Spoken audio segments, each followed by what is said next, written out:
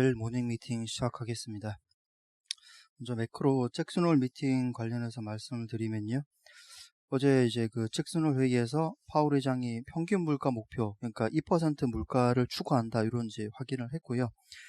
지금 당장은 사실 물가가 워낙 낮은 수준, 그러니까 예를 들어 그 미국 지역 연준이 추정한 걸 보면은 미국 물가 상승률 지금 0.9% 중에서 이게 디맨드 단에서 인플레 기여도는 마이너스 0.5입니다. 그러니까 여전히 굉장히 밑바닥에 있는 거죠. 그래서 당장 물가를 끌어올릴 건 아니고요.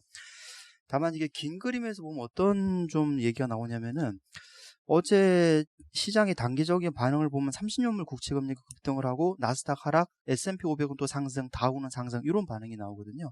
그러니까 앞으로 장기금리가 완만하게 이제 상승하는 과정에서 이제 경제회복 속도랑 할인율 상승 속도 간의 발맞추기, 요게 이슈가 되는 거죠. 그래서 그 할인율 올라가는 거 못 견디는 섹터들은 좀 이제 힘든 이런 과정이 나오지 않겠냐라고 생각을 하고요.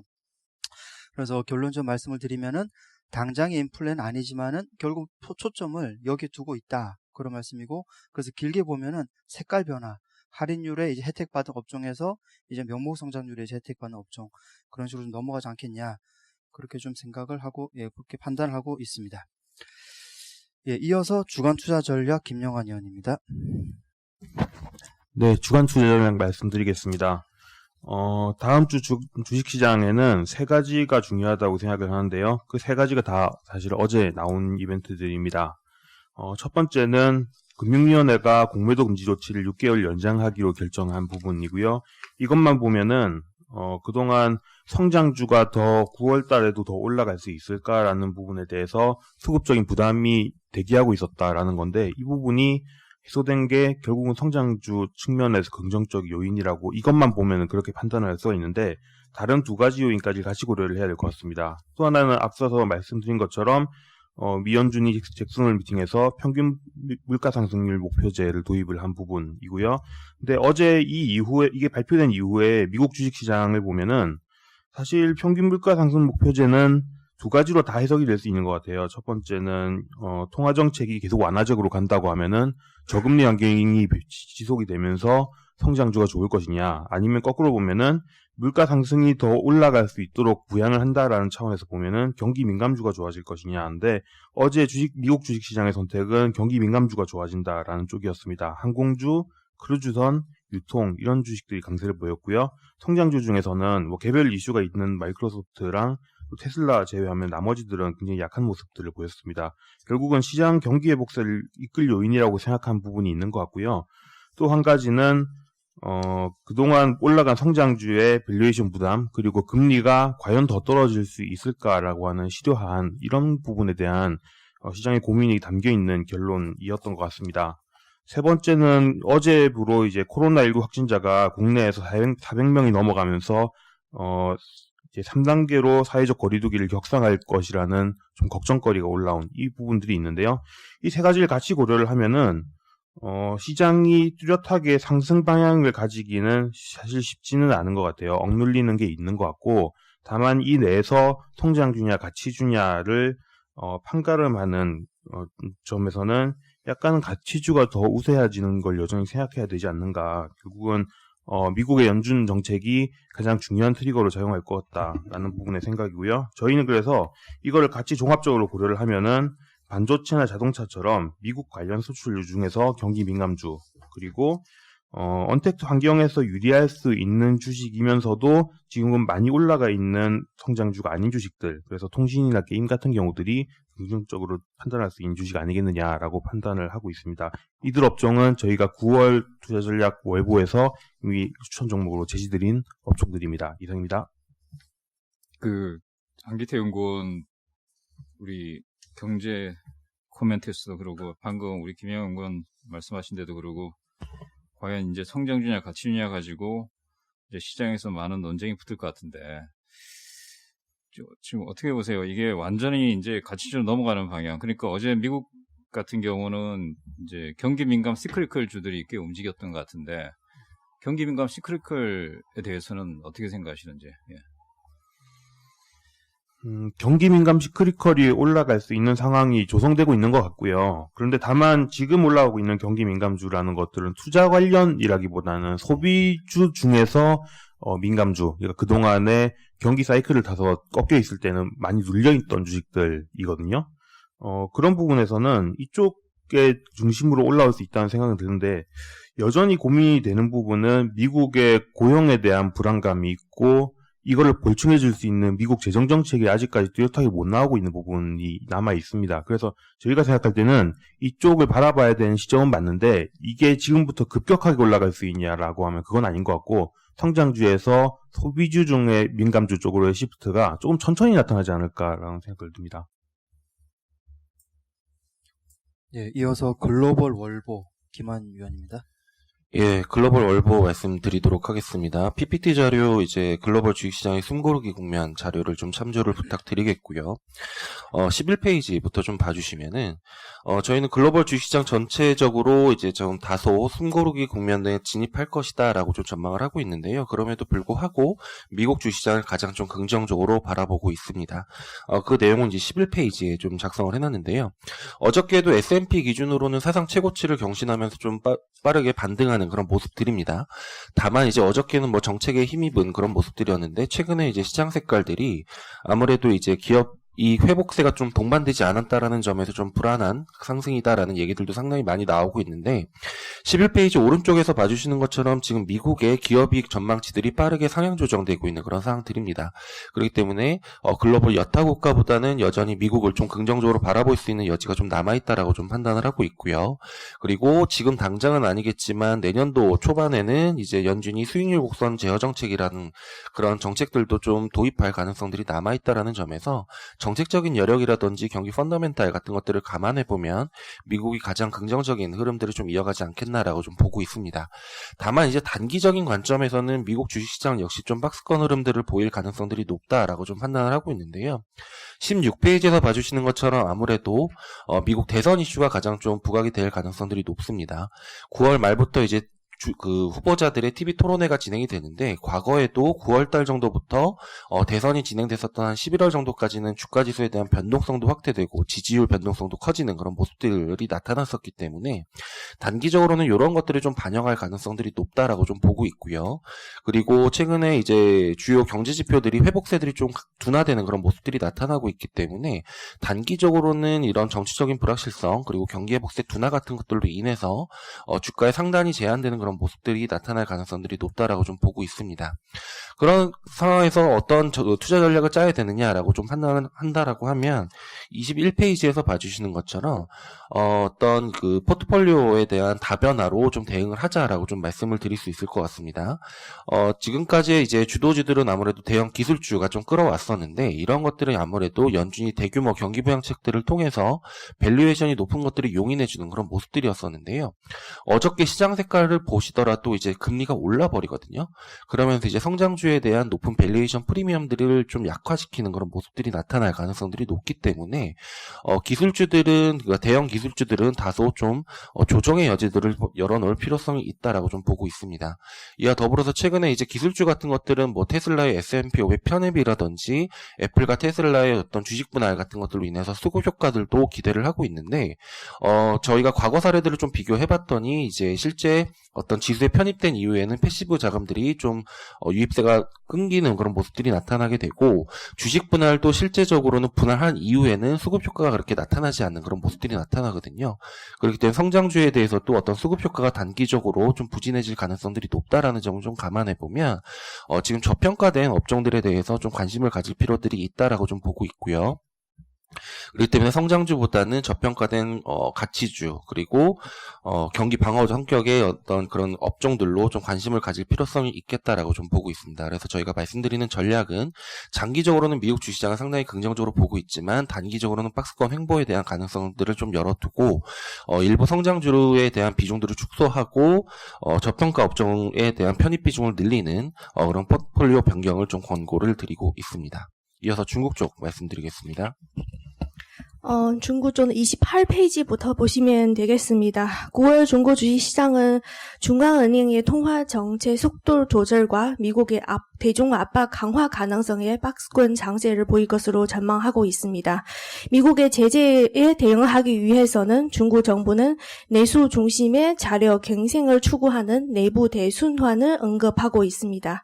한편 공업기업 이익 지표를 통해서 확인해 본 결과 2분기 실적 개선이 뚜렷하게 나타나고 있는 업종은 미드스트림 제조업입니다.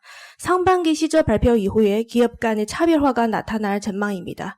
실적 성장이 가시화되고 있는 기계, 신재생 에너지 업종, 그리고 내부 대순환에 따른 국산 화류 재고 수혜 업종이 IT를 선호합니다. 이상입니다. 네, 앞쪽에서 미국하고 중국 쪽 전략 들으셨는데, 이어서 저희 탑다운 관심 종목 86페이지에 보면 이제 보실 수가 있는데요. 일단 미국 시장에서는 앞서 발표도 있었지만, 빅5의 거침없는 질주에 이은 이제 고민이 깊어진 상황이라고 보고 있고, 그래서 이제 빅5에 대한 대안 찾기 관점에서 보자라는 생각을 하고 있고요. 그런 관점에서는 자유소비재나 정보기술 쪽에서 저희가 추천 종목을 넣었는데, 아무래도 소비재 쪽 관련해서는 월마트나 홈디포, 맥도날드, CJX 컴퍼니 같은 관련 기업들을 좀 추천을 하고 있고요. 그 다음에 정보기술 쪽에서는 브로드컴이나 비자 같이 상대적으로 밸류에이션 멀티플이 좀 낮은 업체들을 좀 선정을 했습니다. 중국 쪽에서는 역시 정책 수혜주 중에 앞서 말씀드린 내부 대순환이라는 개념을 좀 집중할 필요가 있어서 관련된 기업들, 그리고 제조업의 자주화, 그다음에 이런 기업들이 이익 증가도 눈에 띈다는 점에서 삼일중공업이나 용기실리콘, 북광화창 기업들을 추천을 했습니다. 글로벌 스탁스 10 기업 말씀드리면 88페이지 보시면요. 올해 연초 이후에 수익률이 23% 정도 포트폴리오 수익률을 내고 있고요. 시장 인덱스 대비는 아웃퍼폼을 크게 하고 있습니다. 역시 이제 언택 관련 기업으로 편입하면서 대응한 게 주요했다는 생각이고, 89페이지는 그동안에 편입했던 종목들, 편출입 종목들 확인할 수가 있고요. 91페이지로 가보시면 10월달 추천 종목이 있는데, 저희가 이제 9월달에 들어오면서 제외된 종목은 텐센트, 라이온, 윅스닷컴인데, 텐센트는 편입 이후에 46%, 라이온도 18%, 윅스닷컴도 32%의 수익률을 내서 전부 다 이제 이익 실현 관점에서 종목 교체를 했고요. 새로 편입된 종목은 앞서서도 있었지만 글로벌 1위 태양광 단결정 웨이퍼 업체인 윤기슬리콘 중국 기업이고요. 그다음에 잘 아시는 일본의 로봇 관련 기업 환합, 요거는 중국의 공장 자동화 수요가 증가할 걸로 보고 있고, 그다음에 밸류에이션이 좀 낮은 미국 IT 중에서는 PER, 포워드 PER 14배 정도에 해당되는 브로드컴을 신규 편입을 했습니다. 이상입니다. 강성훈 연구원이 어제 잭슨홀 팅에 대한 코멘트하고 금통위에 같이 한번 엮어서 하시죠. 예, 잭슨홀 먼저 좀 말씀을 드리면, 사실 잭슨홀 연설과 맞물려서 어제 연준이 보도자료를 하나 냈습니다. 보도자료를 어떤 걸 냈냐면, 2018년 11월 달에 이야기를 했던 연준 통화정책에 대한 전반적인 리뷰에 대해서 보도자료를 냈고요. 보도자료의 내용을 간단하게 말씀드리면, 고용에 대해서는 지금 굉장히 안 좋기 때문에 고용이 안정화될 때까지 완화적인 정책을 유지하겠다라는 거 하나. 두 번째는, 어제 잭슨홀 미팅에서 파월 의장이 이야기를 했던 것처럼 흔히 말하는 평균 물가 목표 제도에 대한 언급이 있었습니다. 결국은 저희가 이제 월보 통해서 말씀을 드리겠지만 9월 FOMC에서 성명서 문구 변화를 통해서 흔히 말하는 이제 평균 물가 목표 제도를 도입을 할 거다라는 생각을 하고 있고요. 이거 하나 중요한 게 뭐냐면, 어떻게 시장이 반응을 하냐면, 현재 연준이 물가 목표를 2% 타겟팅을 할 때 미국 채권 시장이 반영했던 기대 인플레이션이 1.6% 정도, 흔히 말하는 유동성 프리미엄을 반영해서 160pp 정도를 주고 있었는데, 연준이 단기적으로 사실상 2% 위에 타겟팅을 준다라고 하는 거는 BEI가 올라가는 개념이라고 보시면 될 것 같고요. 이걸 통해서 실질금리를, 명목금리가 올라오더라도 BEI를 올려서 실질금리를 낮추는 2013년도에 일본이 했던 그대로의 모습을 반복한다라고 봐주시면 될 것 같습니다. 그래서 저희가 좀 여러 번 말씀드렸지만, 최근에는 이제 채권 쪽에서는 팁스, 물가치와 관련돼서 굉장히 문의가 많으신데요. 애초에 기본적으로 기대 인플레이션을 올리는 국면에서 실질 금리가 낮아지고 그러면 이게 결국은 팁스 쪽, 물가재 쪽에 좀 관심을 가지실 필요가 있다라는 생각을 하고 있습니다. 이어서 금통에 좀 말씀을 드리면요. 금통에서는 뭐 당사 예상대로 만장일치 기준금리 동결이 있었고요. 다만 좀 시장이 좀 관심을 가졌던 거는 금리 정책이 아니라 당장 2021년도 예산안 발표를 앞두고 한국은행이 채권 매입 얼마나 해주냐 이게 핵심이었는데 저희가 이번 주 주보통에서 말씀드렸던 거는 한국은행의 국채 매입의 기준은 금리 레벨이 아니라 변동성이다. 그런데 변동성이 생각보다 낮아서 이번에 한은에서 국채 매입을 적극적으로 할 이유는 없을 것 같다라고 말씀을 드렸는데 실제로 저는 이제 금통위 기자회견에서 총재도 똑같은 이야기를 했습니다. 아직까지 변동성 낮고 필요할 때 국채 매입할 수 있다라는 기존의 입장을 반복을 했고요. 그럼 어떻게 되는 거냐면 국채 수급 부담 해소를 위해서는 역설적으로 수급 부담으로 인한 시장의 스트레스가 확인돼야 되는 상황이 지속되고 있는 겁니다. 그래서 당장 다음 주에 2021년도 예산안 발표가 될 텐데 저희는 내년도 채권 발행 규모 한 150조 정도 보고 있고요.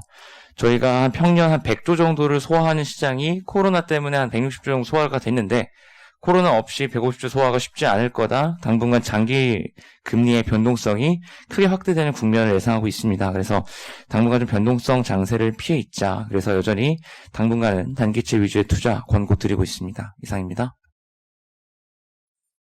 예, 이어서 은행산업 조보람 위원입니다.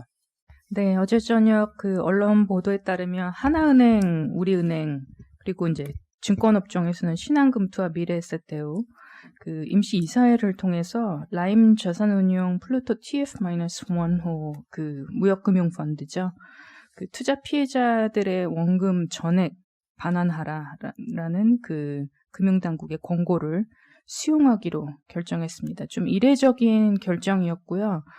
물론 언론에서는 미리 예상을 한 바 있지만 사실 그 금융 투자 상품 분쟁 조정 사상 첫 케이스였기 때문에 좀 왈가왈부 했었던 것 같습니다. 저희가 보는 거는 일단 파이낸셜 임팩은 이미 2분기에 펀드 분쟁 관련해서 각 은행들이 상당히 넉넉한 양의 그 충당금을 선제적으로 적립해 놨고요. 영업외 비용으로 인식도 해둔 상태여서 그런 임팩, 실적 관련 임플리케이션은 단기적으로는 없지만 이제 저희가 봐야 되는 부분은 이런 이슈 때문에 향후 은행권의 펀드 판매 위축을 예상할 수 있을 것 같습니다. 실제로 과거 한 3년치 은행 지주사 순영업 수익, 즉 net operating revenue에서 차지했었던 판매 수수료 그 비중이 한 4에서 8%였는데요. 올 상반기 3에서 6%로 그 레인지 자체가 이미 내려오고 있고요. 이런 부분이 단기간 내 의미 있게 개선되기는 힘들 것이다라고 보고 있습니다. 그래서 2분기에 비은행 쪽, 수수료 쪽이 잘 나왔는데 사실 그 부분이 대부분 증권 수탁 수수료였고요. 향후 하반기 및 내년에 이 펀드 판매 수수료를 통한 비은행 쪽 그 이익 강화 혹은 개선은 저희가 예상하고 있지 않다는 걸 다시 한번 말씀드리겠습니다.